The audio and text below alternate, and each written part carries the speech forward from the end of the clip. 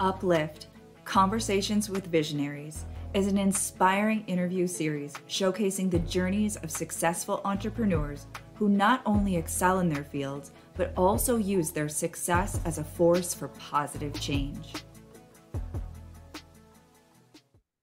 It is another episode of Uplift, Conversations with Visionaries. I have Emma O'Brien with us. I am so excited, as always, to share these amazing individuals who are full of inspiration. Welcome to the show, Emma.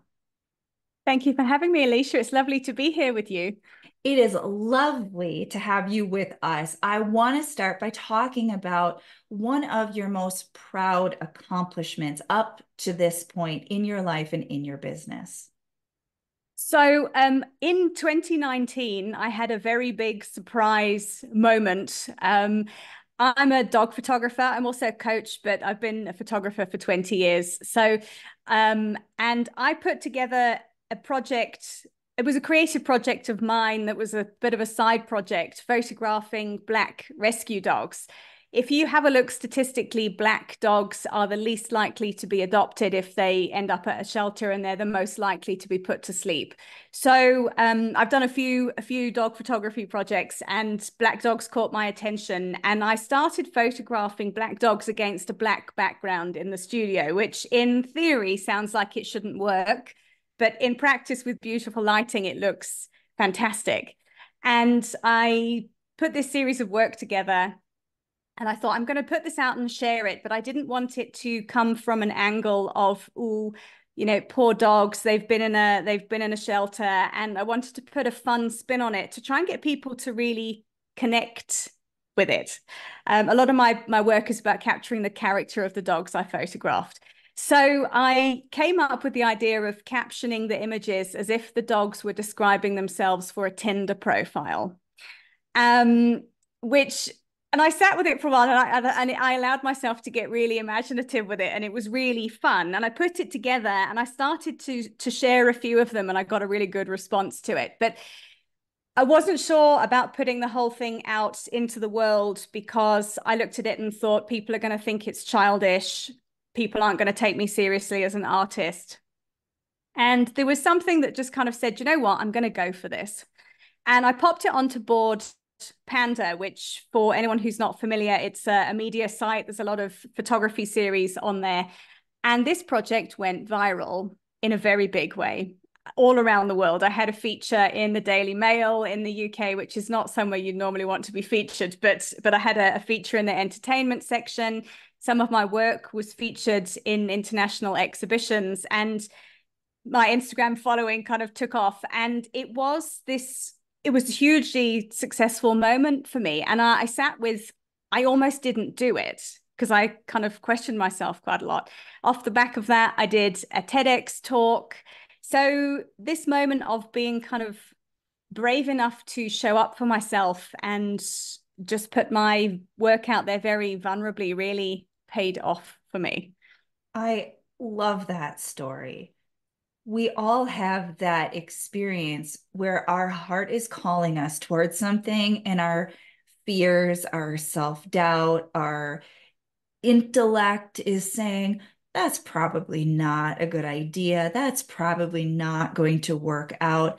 How many times have we stopped ourselves from something that we were divinely being guided to do? So I love this story, and I love how you were able to share the way that it played out and how incredibly reaffirming it was of trusting that inner guidance. So now Yeah. let's talk for a moment about one of your lower points in life, because life's not always rainbows and butterflies. It's not always a series of divine guidance and inspiration that leads to really incredible things. Can you share with us perhaps one of your lowest points in life?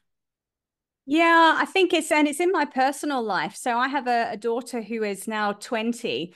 And I moved with her to South Africa in 2009 after I got divorced. And her father was not terribly involved. I mean, the fact that he allowed me to take his daughter to a different country should probably tell you everything you need to know.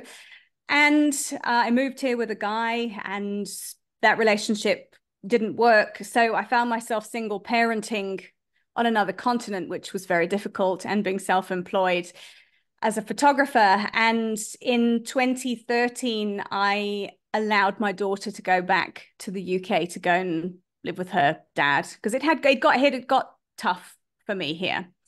And I think that for me was a low point, because we've had, there's been a bit of family drama since then. She's kind of toed and froed a couple of times between us. And I think that is my biggest regret, is not making a different decision with my parenting. But I think, kind of unfortunately, especially for people parenting alone, a lot of the time you're actually just coping.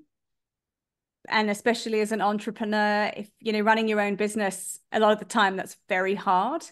And this is before I had the privilege of working with a business coach. I wasn't doing things very efficiently, and I was struggling. And I think that is a low point for me, because I've seen how that has sent her on a trajectory that could have been better. Let's put it that way. We are all imperfect.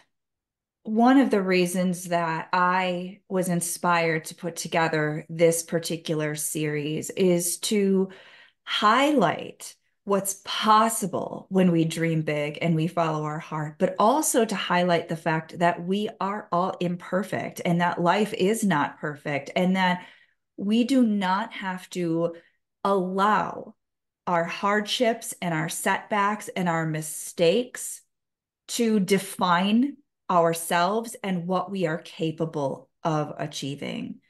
So now is a perfect segue to talk about, now that you are creating more success for yourself in your life, how are you giving back and supporting others?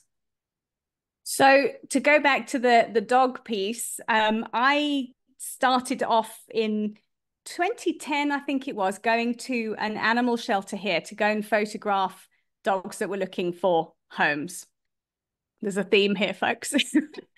And I have ended up adopting quite a few dogs from that particular shelter, but it's been a place I've gone back to again and again and again to go and take photos. Partly that charity work very inadvertently set me off in a career of being a dog photographer. So it was never a marketing technique that I thought this is going to be great. But it ended up, I went and took these pictures, and my work started to get shared and the business started to grow. But for me, it is about being able to use my skills as a photographer to make a difference. And as a result of going and taking pictures of shelter dogs that show them as their individuals with their characters, as opposed to depressing pictures of them all, looking sad, they pop for people. They get shared on Facebook. And there have been so many people who have come back to me and said, you're the reason we've got a house full of dogs from Claw. And I think you might be the reason that we got this dog who was a little bit crazy. Thanks, Emma. And for me, being able to do that, to use my skill as a photographer to, in my own way, make the world a bit of a better place, even if it's for animals, or it's for the people as well who adopt them. That for me is so important, and it's something that I make an effort to make time to do regularly. That's beautiful. It lights me up. I think this is the thing with giving back. It's generally, it feels good, and it also does good. And I think sometimes we're kind of sold the story that, I don't know, that you should get enjoyment out of doing something like that. And absolutely you should. It's okay if it makes you feel good and you're making an impact. In fact, I think it's important that it does, really. Absolutely. As human beings, if we're not receiving that feedback, that gratification, we will stop doing it. Mm-hmm. So there's something to be said about what feeds our soul is also what is making such a significant, profound difference in the world. And it doesn't matter if you're being guided to help animals or people or the planet. It just matters that you are doing what you feel good about doing, because we need people to be doing good things for all of those areas. We can't all be just feeding the homeless, right? Then all of those other problems would still be unresolved. And so it's not about what anybody else is doing. It's about what you are being called to do. So thank you so much, Emma, for being with us. This has been very inspirational.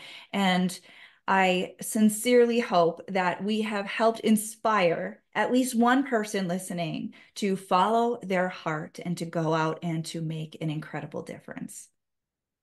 Thank you for having me. Thank you, everyone, for tuning in to Uplift. Make sure that you subscribe, and we will see you in another episode.